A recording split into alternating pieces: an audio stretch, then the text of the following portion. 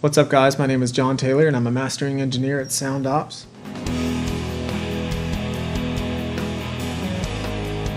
We're here today to look at what your waveforms should look like when you send them to us. We're going to look at examples of what not to do and what to do, what they should look like. So let's take a look. So we've got our two axes here. Horizontal is time, and your vertical axis is decibels in this case. In the middle is your negative infinity, and the very top and the very bottom is 0. So that would be the maximum amount of power this waveform could ever push out. It's also what we're trying to stay away from. We're trying to stay away from the very top of it. We want to get as close as possible, but we don't want to hit it. Now I've drawn a wave here. It looks great. This is it's just a quick drawing of what we want to see when you send us a wave. See how the top and the bottom, they get kind of close to 0 decibels. We're approaching like -1. That's a good spot. You don't want to apply any like overall compression or overall limiting to the entire file. Anything that messes with the overall compression of the levels, you don't want to do that. Leave that to us. And you also, as you'll see in this next wave right here, you don't want this happening either. You do not want to push the wave. This is on your side again. You don't want to push it to the point where it does this. You'll see how it kind of chops off at the top. You can see how that wave, if it had the room, it would continue going up and it would continue going down on the bottom. That's bad that you've clipped it. We've lost that information. We'll never get it again. So leave that kind of stuff to us. Again, send us your waveforms looking like this, approaching around -1. That's fine. I mean, even -4 is fine, somewhere in there. I wouldn't get a whole lot lower than -4 or -5 maybe, because then you run into noise floor issues because we're trying to amplify this wave, but at the same time we're amplifying the really quiet stuff, like background noise and fans and stuff like that. All right, so -1 is awesome. Now let's look at some real life scenarios here. All right, now here is an actual file that we were sent. One clear problem with this right away is that it's in mono. We've only got one track going on here, so I mean that's not a definite rule. That's not like a absolute rule that you can't break. But most people deliver more than a mono track. Anyway, it's basically way too loud. This looks more like a finished product, but it wouldn't sound like a finished product. We can't really work with this at all. It's just, notice the -1 in the top right and the bottom right.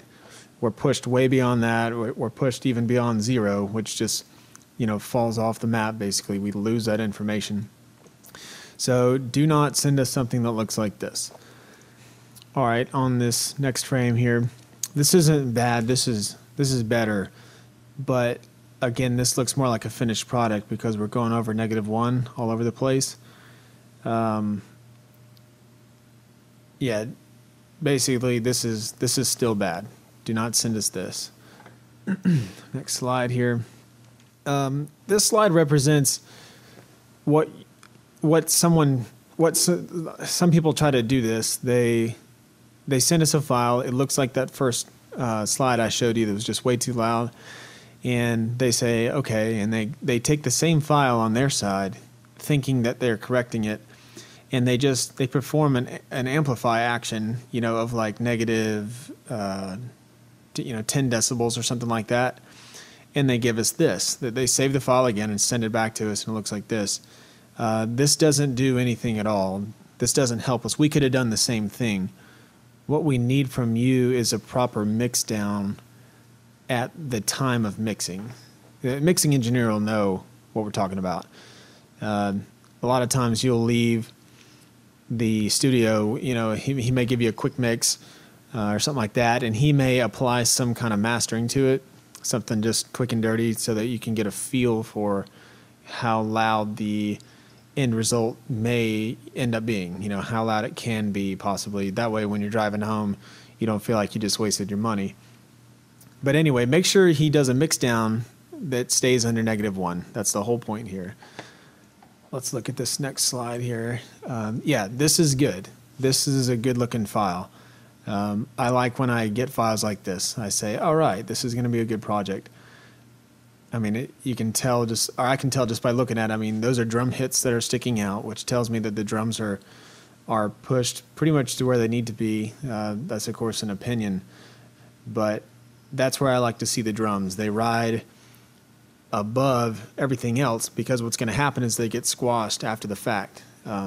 Everything gets compressed down. So if your guitars or your vocals are louder than the drums when you send them to us,